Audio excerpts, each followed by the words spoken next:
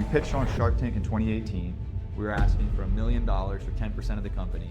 We didn't even get an offer from any of the sharks. 6 months after that episode aired, we raised our Series A. It was a $10 million round at a $50 million valuation. If you can get your students to come to my store, I'll give you guys a shot. And we broke that store's weekly sales record in the first 4 hours we were there. In 2020, we were the Inc. 5000 17th fastest growing company on the list, first in food and beverage. We raised $100 million at a $500 million valuation. We lost $30 million that year. Every stubborn entrepreneur thinks that they're the exception to the rule.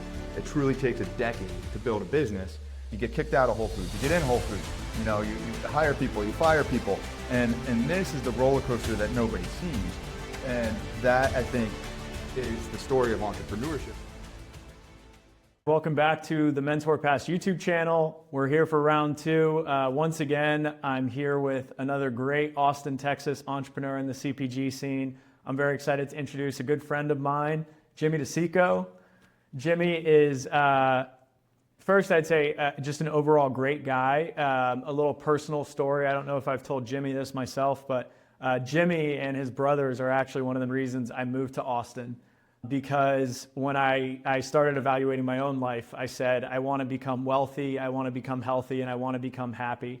And when I looked at all these places around the world, a lot of cities had one of those things or two of those things, but I looked for people that really encapsulated all 3 of those: wealth, health, and happiness. And I looked at Jimmy and Jordan and Jake, and those guys were doing it. And I found that that was the community here in Austin. So I'm super excited to bring you on to the podcast and the YouTube channel. And today we'll talk about all 3 of those things. We'll talk about business. We'll talk about being healthy and just being a beast. And then also a little bit of the personal side of your life and everything like that. So Jimmy, welcome to the channel. Dude, thank you for saying that. That seriously means a lot. And just to let you know, I'm still building on those things every day. Wealth, health, and happiness. It's a never-ending fight. But I'm glad that you saw that and had the positive influence. Yeah, of course, man. So if we had to take one of those buckets to start with, I really wanted to start on the more personal side of things. And I wanted to talk about health and happiness. And this part 1 that I've described is really Jimmy the man. So just tell me a little bit about your upbringing, introduce yourself and Jordan and Jake and your family, and what brought you to the place that you're at today. For sure, man. So I am the oldest of 3 boys. We're all close in age. Today I'm 32, Jake's 31, Jordan's about to be 30. So mom and dad wasted no time. They had 3 of us by the time they were 25 years old. So it was a busy, hectic household. And I always said my mom is the founder of our family. She had a startup and she didn't know how to run it. She was just figuring it out as she went.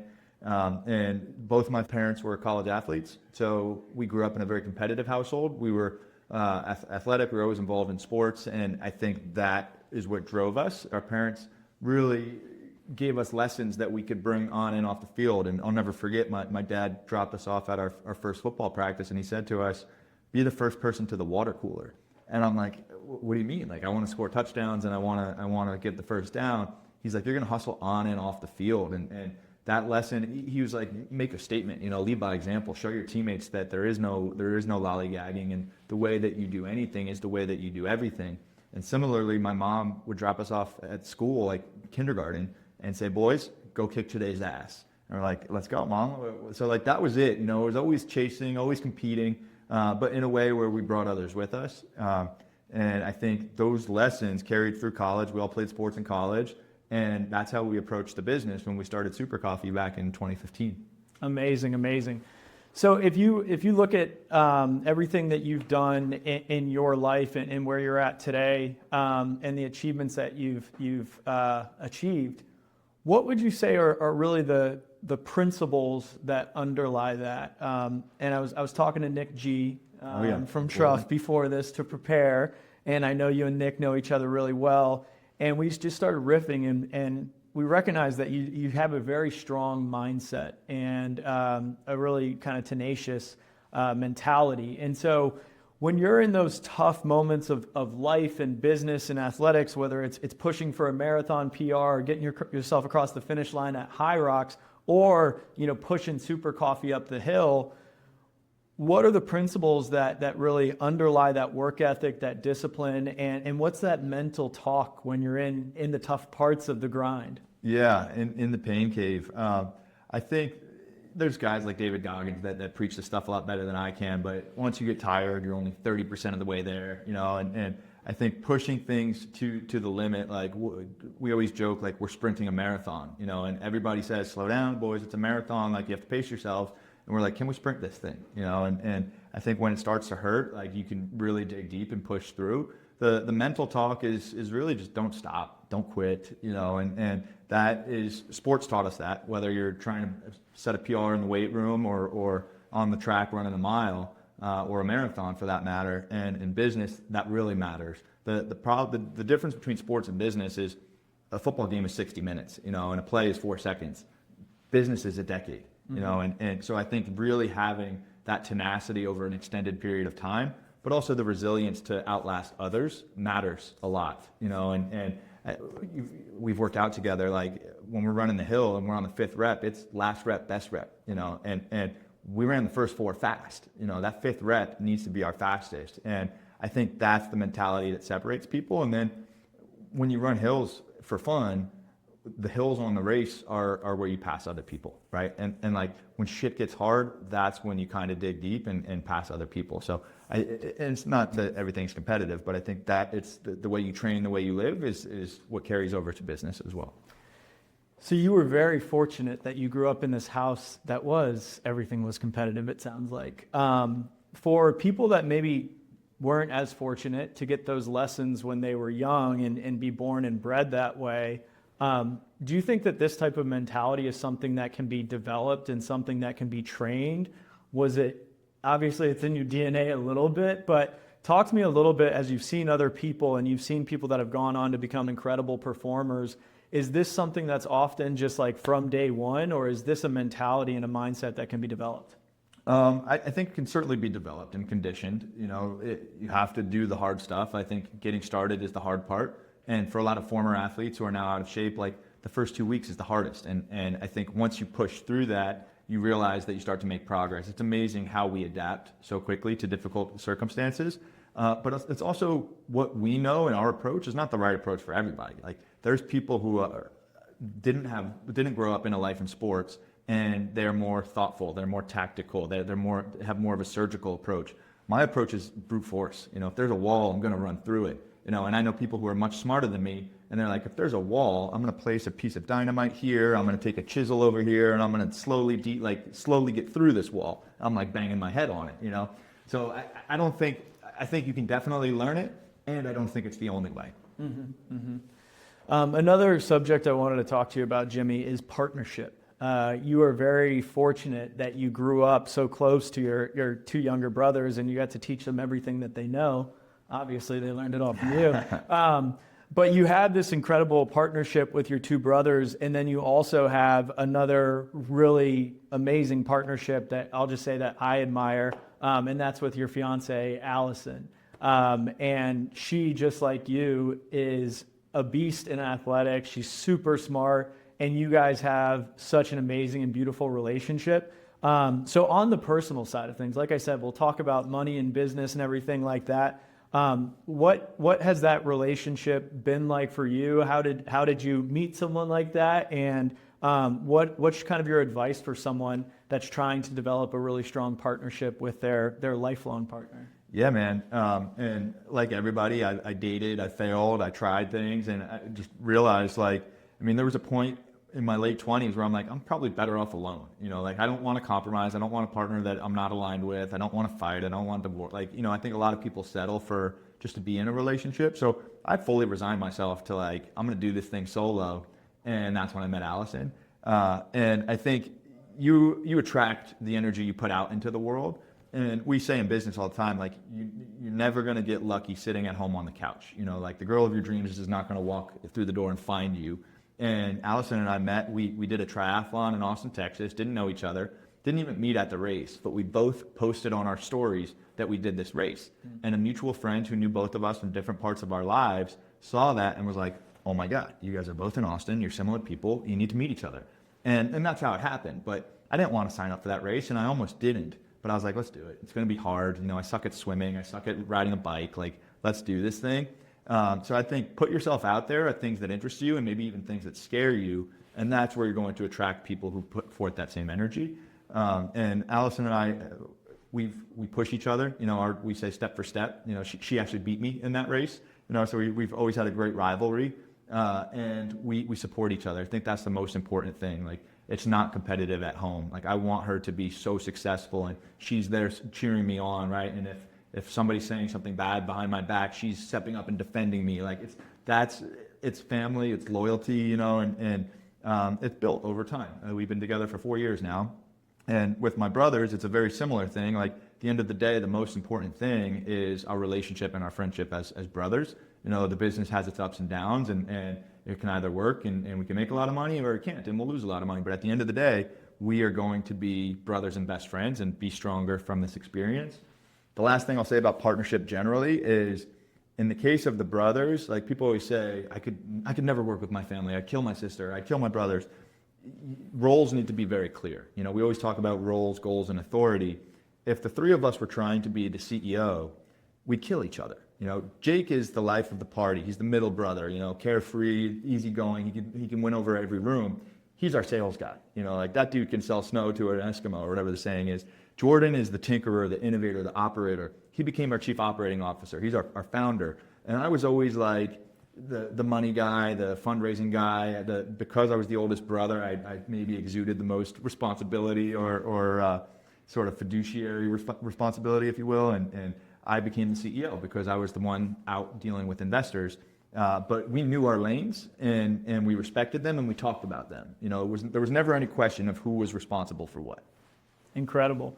So as you mentioned, Jordan, the founder, I think you've told the story of Super Coffee. Most people know the story of Super Coffee. We've got some of the amazing products here today. Let's go. Those were actually picked directly out of my fridge because I am a Super Coffee consumer. I've got a 6-pack of the big bottle.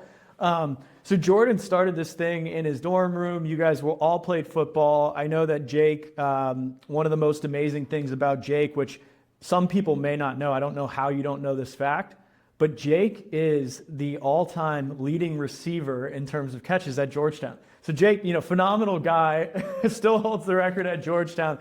Jordan started the business in his dorm room because you guys were all playing football. Talk to us a little bit, for people that may not know the Super Coffee story. Talk to us about starting the business and breaking into maybe that first retail account, the Shark Tank story, everything like that. For sure. Well, I'm not going to let Jake get that compliment. Being the all-time leading receiver at Georgetown is like being the skinniest fat kid. So he's not going to get away with that one. We're not talking about Alabama here. Just kidding. He had a great career. And the fun thing, in high school, I was his quarterback, so I got to throw him the ball. And the joke was I'd make him go deep every play so I could run. Incredible. Yeah. But we got started. We didn't know anything about beverage. We didn't know anything about bottled coffee. Super Coffee is for those who don't know, it's zero sugar protein coffee. Tastes like a latte. The leader on the market is the Starbucks Frappuccino, and 46 grams of sugar, 300 calories. We didn't want to drink that thing. So we brewed our own coffee, and it's coffee that worked for us as athletes: protein, zero sugar, high energy. And all we knew about the industry was that you needed to sell a lot of bottles. We're only making $1.50 on these things when we sell them. So to build a business that supports itself, you need to sell tens of millions of bottles every single year. So we went down the street to the Whole Foods in Georgetown in Washington, D.C., and we found the store manager. Nobody invited us. We didn't have an appointment. And this guy was stocking the shelves, and we said, hey man, we're Super Coffee, and you don't carry anything like this. And the guy's like, what are you talking about? Get out of my store. And we pitched him. We're like, we're students down at Georgetown. And he was like, well, if you can get your students to come to my store, I'll give you guys a shot. I'll put you on the shelf, come do a demo on Saturday. And we did a demo. We called everybody we knew. The three of us were there for 4 hours, and we broke that store's weekly sales record in the first 4 hours we were there. And that was like the strategy for the first 4 years was, give us an inch, we're going to take a mile. By the time he gave us 2 facings up in the cooler, and by the time we were done that day, we had the whole top shelf. We packed it out, and then we sort of asked for forgiveness later. But the results spoke for themselves, and people were happy that we were beating our goals, and the store was making money. So then we took that data to the store down the street. So we're Super Coffee. We're breaking records up the street. Let us do that at your store. And 2 stores became 20, became 200. And instead of selling into stores, we then were selling into chains. We went from Whole Foods to Wegmans and unlocked 100 stores there. And that was the game. And we wouldn't move on to Wegmans until we were the best-selling bottled coffee in all 100 stores. And that took us 12 months. And during that time, Shark Tank reached out and said, hey, boys, we heard about your story. Think you'd be great to come on the show. And we pitched on Shark Tank in 2018. We were asking for $1 million for 10% of the company. And we didn't even get an offer from any of the sharks. Not only did we not do a deal, like we didn't get to the point where we could negotiate with them. Guys, your valuation's out of control. The product doesn't taste great. Beverage is tough. We're out, we're out, we're out. So we left with our tail between our legs, but like any athlete, you can mourn your loss for 24 hours and then you got to get back to work. And by the time that episode aired, 6 months after we filmed it, we improved the packaging, we improved the formula, we were breaking sales records. Those displays that we were selling now say, as seen on Shark Tank, right? Like we were turning this loss into a big win and a big advantage. And 6 months after that episode aired, we raised our Series A. It was a $10 million round at a $50 million valuation. So the company was 5 times more valuable than what we pitched on Shark Tank. And the group that led that Series A was Anthos Capital back in 2018, which we'll talk about. Yeah, incredible. And so you guys are now off to the races. You know, I think it's so important. What gets talked about a lot is Super Coffee today. And we'll talk about the numbers that you guys are doing today and the store count and everything like that. And what gets talked about a lot is Mr. Beast breaking out in Walmart and breaking records and everything like that. What doesn't get talked about as much is 3 brothers showing up at a Whole Foods and saying, I'm not leaving until you put my bottle on the shelf, and I'm not leaving until you put 2 bottles on the shelf, and I'm personally going to put 10 bottles on the shelf. So I just love to hear like the grassroots movement, because everyone wants that Series B operation, but you've got to start at the grassroots. And I love that you guys have that as part of your story. Today, if I'm correct, Super Coffee is distributed throughout 50,000 stores. You guys have built an incredible business. You've had, this incredible journey, but it's great to get the roots of it. Talk to me a little bit about that. You and I have talked about the journey of fundraising, how markets can change businesses, and you're getting pressure from investors, take more money from me and grow at all costs. And then all of a sudden things shift and your business has to shift. So I know that you guys have gone through this kind of transformation with the business. Talk to me a little bit about that and what have the biggest lessons been throughout that process? Yeah, man. And the era where we were growing the fastest we've ever grown was really 2016 through 2021. And that was when venture capital was plentiful, valuations were high, interest rates were low, and everybody wanted growth. And in the beverage industry, there were some unicorns that sold, like Vitamin Water sold to Coca-Cola for $4 billion, Bai sold to Dr. Pepper for $1.7 billion. And those strategies were grow fast, build a big sales team, spend money on celebrity and athlete endorsements, maybe get a Super Bowl commercial when you get to scale, and then go sell that thing. And don't worry about profitability, because if you get big enough and you can convert enough customers, Coke will buy you and they'll fix all of the operating expenses. Like that's the myth that goes on. And we grew faster than any product in food and beverage. In 2020, we were the Inc. 5000 17th fastest growing company on the list, first in food and beverage. And it was all based on venture capital that we were pumping into the company. We did the year we raised 50 the year we raised 10 out of 50, we did $4.5 million in sales. The next year we did 26, lost 10 to do 26, which is crazy. Then in COVID 2020 we did 55, so 26 to 55, and then the year after that we were doing $80 million. And the year we did 80, we raised $100 million at a $500 million valuation. We lost $30 million that year, and the plan, our budget called for, we needed $30 million to get through 2021 and 2022. So we got a term sheet from the lead investor and said, hey, we're going to put in 50 out of 500. And so already oversubscribed. Once that term sheet got in, and it's from a group called Durable Capital, which has a really good reputation, others heard that Durable was leading this round, and people piled in. We went from raising 50 to 100 very quickly. And the cool thing was we were able to take 30 million of that and buy out early investors, which we made a lot of people a lot of money, which was awesome. But a $500 million company based on 80 million losing 30, we had to live up to that valuation. 6 months later in 2022, interest rates start going up, inflation starts going up. Investors say, guys, there's not going to be any more growth capital. You got to get to profitability. And our business was built that, remember, low gross margin, we needed to get to 100 million in sales in order to have enough margin to pay for all of our operating expenses. And they were like, we're not funding this thing to get to 100, so adjust your operating expenses to right size the business. And then from that point in 22, it was a painful couple of years transforming the P&L, transforming the organization, optimizing the products to get the business to a point where it could be profitable on a much smaller revenue base. And maybe I'll draw a little chart to show what this looks like. And everything's mad up and to the right. You know, people talk about this hockey stick growth, and we experienced that for a while. But if this bottom is time, top is growth, first few years we're truly like this. And then we get to 2021, 2022, we start coming down in growth, right size the team, fix the products, and then start growing again. And now here we are in February 2025, we're somewhere here. You know, we're growing again. We're not as big as we once were. And this is the trend of how the business grew.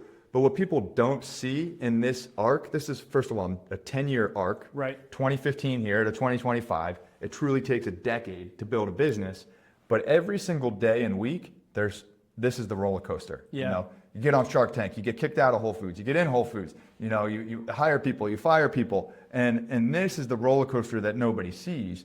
And that, I think, is the story of entrepreneurship. So, like, how do you keep an even mind when things are going well and things are going poorly? And I think the answer is, like, the Stoic philosophy of things are never as good or as bad as they seem, you know, and I think being able to make the tough decisions that benefit the team. You know, sometimes a teammate needs to be impacted to better support the team. And I thought that this was an interesting way to visualize it because it makes so much sense. You have good days and you have bad days. Yeah. And when you look at what we've done over the last 10 years, it is pretty steady. You know, it's pretty steady growth. Right. And if you were to look at a different chart, which was not top line, but what was bottom line, it's just up and to the right. Yeah. Because you go from, or I mean, you start here and you start losing and burning a ton of money, which is what the market is asking for. And it's interesting because I think a lot of people in business, you recognize that public market investors are very clear about what they want. They told Apple, get profitable, give us billions of dollars in cash. Apple did it. I think what's less talked about is all of that trickles down into the private markets. And when you're a CEO and you're raising $100 million, that $100 million that you raise comes with a very clear mandate of you're going to burn this cash and you're going to get to scale. And we don't care about your profitability because our portfolio is not constructed on that. Or now all of a sudden you want, you know, more capital. Now you've got to get to profitability right away. So talk to me a little bit, like bring me inside of those discussions, and the next part of the conversation that we'll get to is Jimmy now jumping into the third part of what I call the triple crown, which is, you know, earn $100 million in revenue, raise $100 million in venture capital. Now you're actually on the road to invest $100 million and probably a lot more over your career as a venture capitalist. So bring me inside of those pitch meetings and then ultimately board meetings when you have people in the room and you're making these decisions on, hey, are we going to burn $30 million next year or are we going to cut OpEx? How does that go over the longer term of the business and then in those individual conversations that really influence those decisions? Yeah. So I think the first thing I'll say is a business that doesn't make money doesn't deserve to be in business for very long. And my brothers and I own that. We are fully accountable for that. And I think when we raised this money, it was, this money is going to generate more revenue. That revenue is we're going to start to get leverage on the operating expenses. You know, and the two things that we look for in any food and beverage company is gross margin, right? Are the unit economics healthy enough to support a business? And in beverage, you really look for a 50% gross margin, contribution margin in high 30s, low 40s, because those percentage points need to pay for 15% in marketing, 10% in people, 10% in G&A, right? And in the moment, like those numbers are off, like let's say for Super Coffee in these growth years, our contribution margin might have been 15%, and we were spending 20% on marketing. So just after marketing, you're already in the red, you know? So I think gross margin is the first piece, and then the second piece is velocity. how fast is the product turning on shelves? Are consumers adopting this? Are more of them liking it and reaching for it? So are you acquiring new customers? And then how's the retention and the repeat? Are they coming back for more? And if you invest in acquiring a bunch of customers, but you have a leaky bucket, that's when things start to break. So that we realized that. And one of the key lessons for us was this hero item here. This is our core super coffee product. We created this in the dorm room in 2015. This didn't work everywhere. This is 70 calories, 0 sugar. This is predominantly sold in grocery stores for the first 6 years. Females in their 40s and 50s love super coffee. This is exactly what they were looking for. Low calorie, tasty treat, 0 sugar, high energy. We put this in 7-Eleven and gas stations across the country. The male demographic who shops gas stations, he didn't want low calorie, low sugar. That dude wants 300 milligrams of caffeine, full flavor, so that product wasn't right for that audience, which is why we created Super Coffee Extra. It's a 16-ounce can, looks like a Java Monster, more energy, tastes better, right? So those are things that we learned over the long haul, and that's, I think, what has led to this rebound in sales and profitability. But it was a tricky thing, man. Like, as you grow, everybody tells you how great you are, right? You make the Forbes 30 under 30 list, you pitch on Shark Tank, you're EY Entrepreneurs of the Year. Like, we enjoyed all of these successes with growth. And it almost bailed out the poor financials of the business until like everything was working until it doesn't. Like that shoe dropped in 2022 when you needed to get to profitability. So now my advice to entrepreneurs is how can you be profitable on that first bottle sold? And it starts with unit economics. We like to say, make your mistakes off Broadway. Find your customer in that first store. Who are they? What do they like about it? And then where are they? Like, where are more of them? Tim Ferriss talks about 1,000 loyal fans. Like, that's really what you have to create, because if you scale before you have that product market fit, then you're investing in growth and the product's not sticking, right? Like, that's what kills brands. And they say, like, nothing kills a bad product faster than great advertising. If you're spending money on campaigns and marketing and all kinds of stuff, but people don't like the product, you're going to run out of cash and go out of business pretty quickly. So thankfully, we've endured that and we've gotten through, and our products are the best they've ever been, and the business is on the rebound, but it's still a long road ahead. We've been doing this 10 years and got a long way to go yet. Yeah. Talking about product market fit there and retention, if you're a brand that's doing $1 million a year and coming up, how would you measure the 1,000 true fans, and how would you kind of objectively assess when's the right time to hit scale on this? What are the retention metrics that you're looking at? I mean, it could be D2C or ideally, like, once you start to get into retail, how do you know that you found that product market fit? Yeah, and I think D2C is just the whole CAC to LTV equation, right? Mm-hmm. Like, how much are you spending to acquire them? What's your average order value? How many times do they repeat purchase?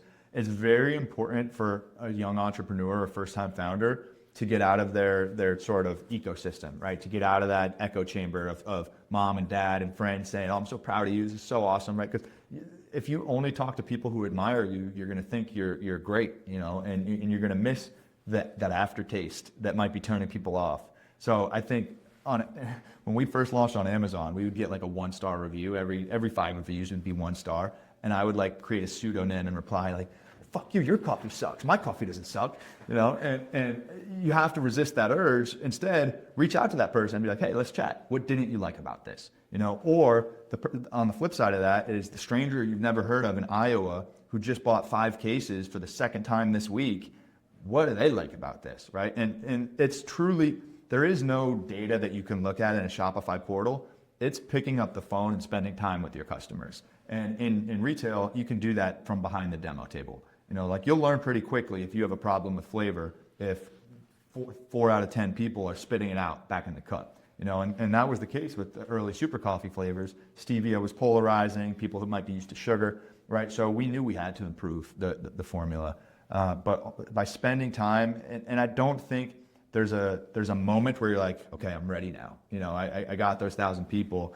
I think inbound is more important than outbound. Like, if you get an aggressive salesperson, they'll get you into Walmart, but that doesn't mean you're ready for Walmart, So I think having the discipline to say no to retailers, like when we were in that second year, getting into Wegmans in the Northeast, we were doing demos, we were building it up, and people started to hear about it. Like the industry started to talk like, oh, Super Coffee is doing something good.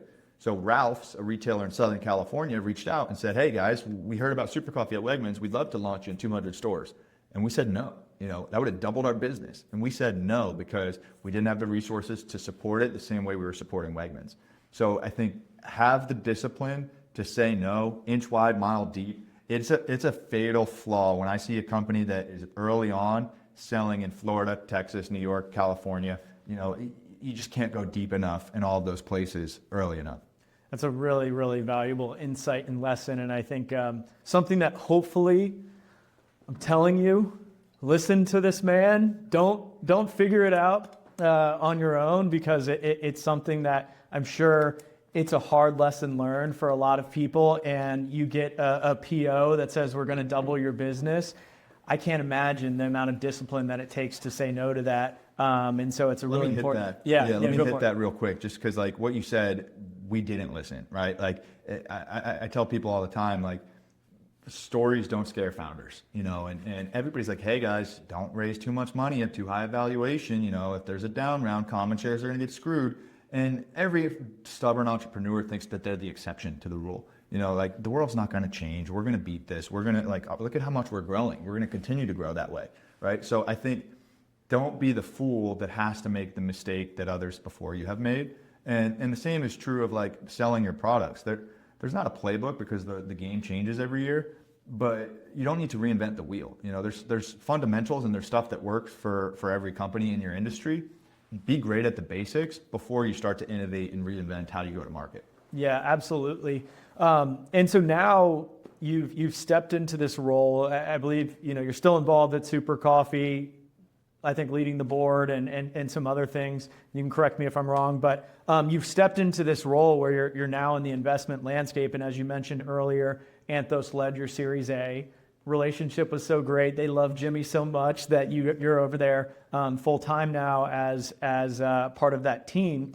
So talk to me a little bit. I would imagine as an investor, a lot of your job is spent like dissecting success and understanding what's the difference between the company that did XYZ, the company that didn't do that. And so what you just mentioned there before is follow the playbook. That's not where you win. You don't need to reinvent the playbook. You need to reinvent something else. So what are the things that we should control for and say, do the same thing as everyone else? And then what's that secret sauce that's really differentiates a successful beverage CPG brand and one that hasn't quite made it there? Have you found kind of those commonalities in all of your analysis of looking at these brands? Yeah. And I think it comes back to that outlier velocity, and it can be as simple as in the city of Austin. If you're selling in Tom's Market and H-E-B and Central Market, right, and Royal Blue Grocery, you should get a pretty good read on, are people picking this thing up? Because if somebody told me that they're going to double revenue this year, the first question I ask is how? Are you going to double your distribution? Are you going to double your SKU count? Because if you do those two things, it's easy to double revenue by adding new doors and adding new products. But that doesn't tell me about the health of your business. And then another thing I see often in these decks is look at our velocity at Central Market on North Lamar, or pick your store, pick your address, right? And then when I see a velocity case like that being isolated, my first question is, what are we doing to support that? How much are we spending to create that velocity? Because if you need to spend $2 to make $1 on demos and discounts and displays and whatever they want you to spend on, that also doesn't tell me about the organic growth of your product. So I think people scale before they know if the product is working. So I think making your mistakes off of Broadway is probably the best bet, and really reaching out for broad perspectives. Those accounts that I listed in Austin, those are all different demographics. It's one city, but you're going to get a different clientele in that Central Market on North Lamar than you are at the H-E-B on Old Torf. So I think if it's working in both of those places, that's a really good sign to scale.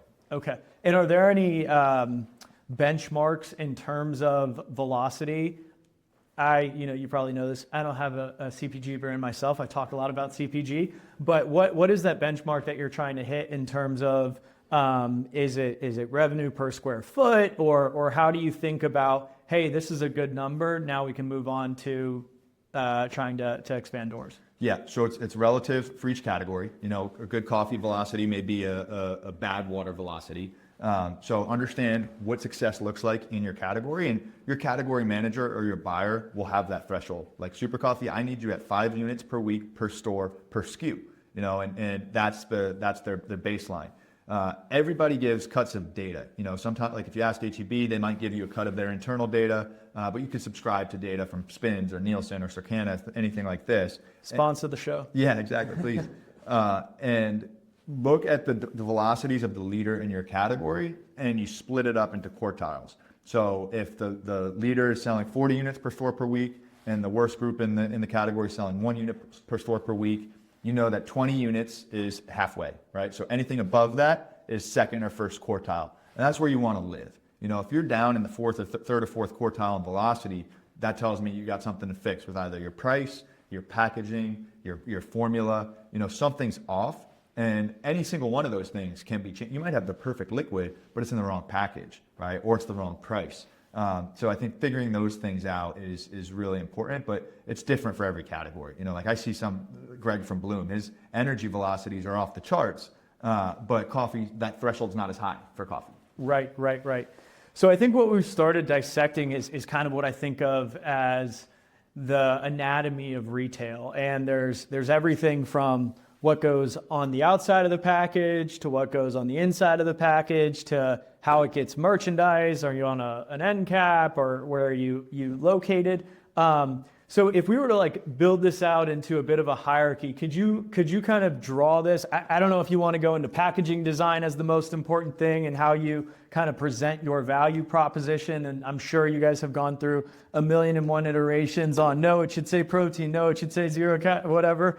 But why don't we like get into a little bit of a John Gruden Barstool X's and O's session, and you talk me through how do you build a killer, unicorn beverage brand? Yeah. Oh, dude, I'd love to. Awesome. So we're gonna talk in case economics. So there's 12 bottles in a case, partially because a rectangle is easier to draw than a bottle.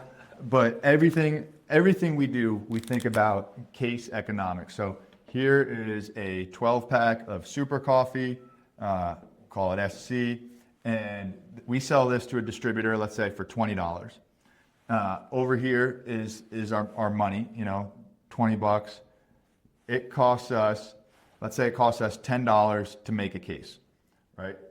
So all of this is our cost of goods sold. This is already accounted for, so we sell that case. Now we're playing with $10. Of this $10, we know we got to spend $2 on G&A, so when I think of the total P&L, G&A, which office, legal fees, Shopify, NetSuite, all that stuff. So $2 is G&A. That is about 20% of sales. Then you got another $2 is, let's call this people, sales team, marketing. Let's go people here. Another $2 is marketing. This number changes based on the maturity of the brand. In the early days, you want to spend more on marketing. And then I would say another $2, and we're running out of $2 here. Another $2 is trade spend. So this is discounts. So trade spend is like, you'll see Super Coffee on sale 2 for $5, right? You have to bake that into the plan every year. So I would say for a mature company, 15% trade is what you want to aim for. So we got $10 of COGS, 12, 14, 16, 18. Those ideally should be all of my costs. So that means at the end of the day, I'm making $2 a case. Mm-hmm. And that should be profit that can be dropped to the bottom line, or you can boost it up and spend more on marketing. I think what's super important is making sure that you have $10 to spend on all these other things, right? Because where we got wrong in the early days, where we were spending a lot of money, and our cost of goods might have been $12, right? So now we're break even if all of these other things stay the same. And marketing, instead of $2, was $4 a case, and trade spend, instead of 20%, was 30%, right? And now all of a sudden, you're losing money on every case. And the more cases you sell, the more marketing you spend, the more cases you sell, the more money you lose. Right. So that's when we got screwed up in that chart that I just showed. So this is where the leverage is. right? Like that's 50% of it. And I mean, maybe this is a little bit more discretionary up here and this is a little bit more mandatory. But when you start talking about a business that is trying to transform, or how are you trying to get these economics right? And maybe even more importantly is like for a business that's starting now, where do you think the discretion is in here? And is it raising prices to make sure that this is like, where do you see people going wrong? And what do people really need to focus on? Is it that a lot of people are getting their COGS to be more than 50%? Or is it G&A is too high? Talk to me a little bit about when you're talking to other brands on Mentor Pass or businesses that you might be looking at investing in, like where are people really going wrong here? Yeah, and it starts with gross margin and pricing. So your costs and the price that you sell it to retailers for. So you really don't want to race to the bottom, right? We're not Starbucks, so we're not going to try and undercut them. You know, our costs are probably higher than Starbucks. They're mega multiples greater than us in leverage. So gross margin is simply a metric of the price that you sell to distributors for minus discounts. So trade spend, that's how you get to net revenue, right? And then you divide that by price. Right. So this is confusing, but it'll make sense once the formula is complete. So basically $20 minus $2 minus $10. So that's $8 divided by 20. And that's how you get to your gross margin, right? Okay. So gross margin's 40%. And then everything else is discretionary. So if gross margin's only 40%, I know that I can't spend more than 40% on marketing, people, G&A if I want to be profitable. Right. You know? And in the early days, you might choose to do that. You might say, shit, man, I'm going to spend 30 on marketing because that's going to get the flywheel going. Mm-hmm. And when you look at businesses at different marks of $1 million a year, $5 million a year, 10, 50, you know, everyone talks about beverage is an expensive category. It takes capital. You know, when we did this video with Greg, he's like, it's got to be a protein powder because there's no way you're doing a beverage RTD if you're new. How do you think about this at different levels now? Obviously, at the time that you guys were originally fundraising, money was free. And so you're like, okay, let's shoot for the moon. But I mean, is it really as a new beverage brand that you should be profitable at $1 million a year? Or should you be estimating that when you hit 5 million in top line, that's where your G&A will get rationalized based on the volume that you do? Like, how do you think about that at different levels of scale today? Obviously, it's dependent on your own personal situation. If you want to bootstrap the business, if you want to raise capital, different scenarios. But how do you think about that at the different levels? Like, at what point should sales catch up with G&A? Yeah, it's a good question. And at Anthos, we now say, we don't bet on if statements, we bet on unless statements. So if, like Super Coffee's plan was, if we get to 100 million in revenue, we will be profitable. A lot can go wrong to get to 100 million. Unless a global pandemic hits, we'll always be profitable, right? So those are the types of businesses you want to build. And let me just say, like, every decision we made in the first 6 years was to support growth, you know, and often at the expense of, okay, our price should be $2 higher, but we're not going to sell as much cases, so we're going to lower the price, you know. So expensing profitability to boost growth. If I were to start a company today, I would make sure my unit economics were such that every bottle, every bag of powder, whatever I was selling was profitable on that first sale.